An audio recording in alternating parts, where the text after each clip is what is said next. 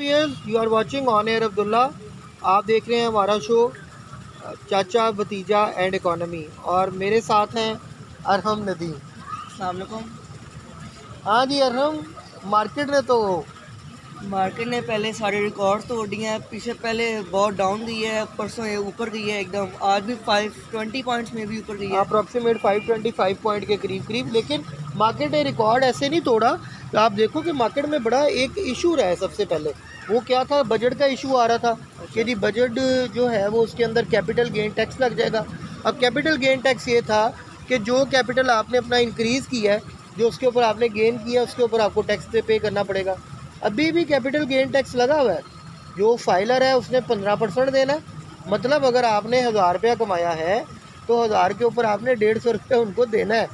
Commission अलग। हाँ, commission अलग, चीज़ें अलग, लेकिन आपने 150 उनको देना है। वो उस सूरत में जब ये कैपिटल गेन आपका अगर 4 ईयर्स के बाद का है।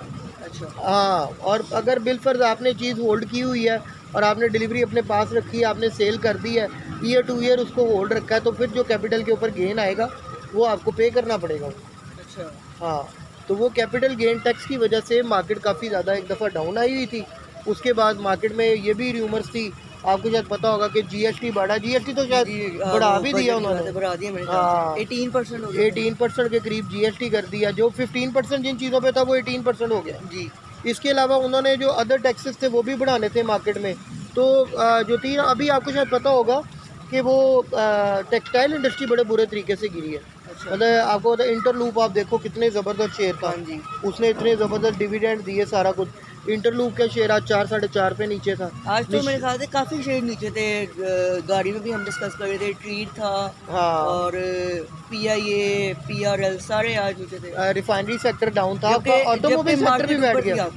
मार्केट असल में इंडेक्स तो आपको पता है ना, मुख्तलिफ शेयर्स मिलके बनाते हैं। तो हमारी पेट्रोलियम ऊपर जाता है तो इंडेक्स बढ़ जाता है, लकी ऊपर जाता है इंडेक्स बढ़ जाता है। जो बड़े प्लेयर्स हैं, बड़े शेयर्स हैं, वो ऊपर जाते हैं तो बढ़ जाता है।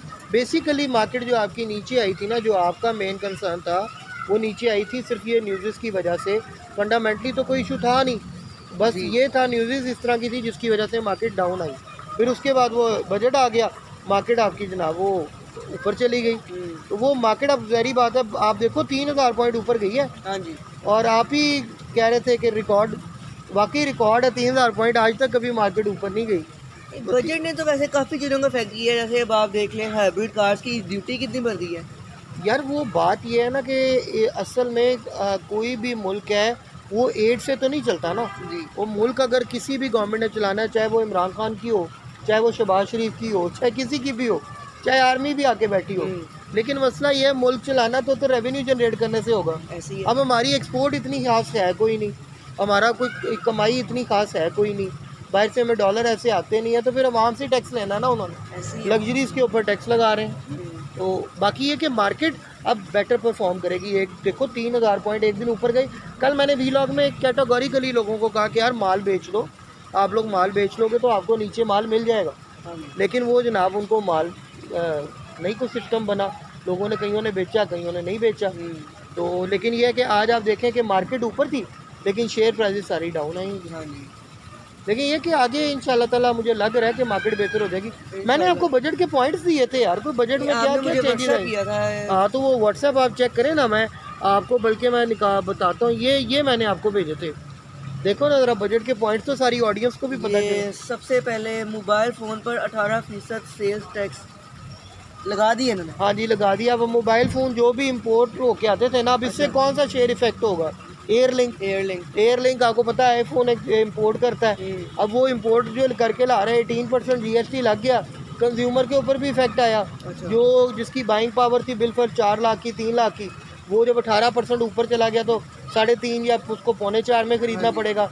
एयरलिंक उसके ऊपर इफेक्ट हो गया। कहते हैं पिछले महीने में ही कुछ सुनने आया था कि इन्होंने 25% प्राइस डिक्रीज किया, फिर सेल टैक्स लगा के बढ़ा दी दोबारा। जाहिर बात है किसी एक जगह से तो पूरा करना ना। अभी तो एक और बड़ी न्यूज़ है, आपको शायद आज पता चला कि नहीं चला, उन्होंने बिजली के जो यूनिट है 15 रुपये फ़ी यूनिट, तमाम जो इंडस्ट्री जो एक्सपोर्ट कर रही हैं उनको 15 रुपये फ़ी यूनिट रियायत दे दी है। अच्छा। वो क्यों रियायत दी है? क्योंकि उनके ऊपर टैक्स इतना लगा दिया एक्सपोर्ट पे कि वो बेचारे चिल्ला रहे हैं कि यार हमारे पे इतना टैक्स, 200 अरब का टैक्स लगा दिया। वो कहते हैं यार 200 अरब हम 200 बिलियन कहाँ से पूरा करेंगे, अब उनको बिजली में छूट दे रहे हैं। फिर टेक्सटाइल और चमड़े की मसनूआत महंगी होंगी।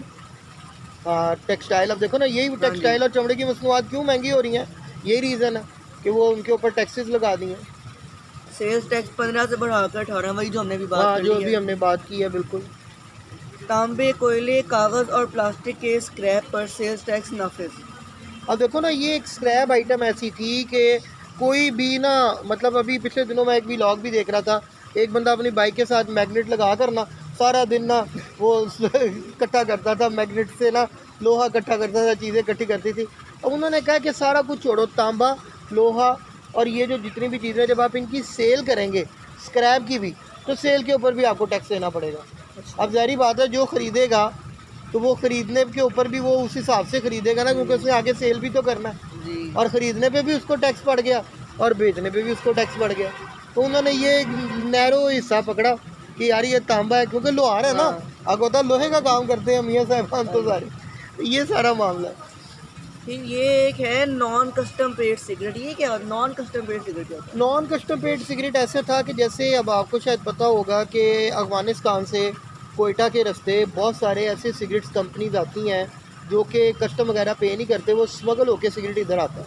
अच्छा। अब जब वो किसी शॉप के ऊपर पहुंचता तो वो नॉन कस्टम पेड सिगरेट होता है, अच्छा। उसके ऊपर भी इन्होंने टैक्स लगा दिया। और बल्कि मैंने ये भी सुना है कि जो नॉन कस्टम सिगरेट बेचेगा और उस पर टैक्स नहीं देगा उसकी दुकानें सील कर देंगे वो लोग।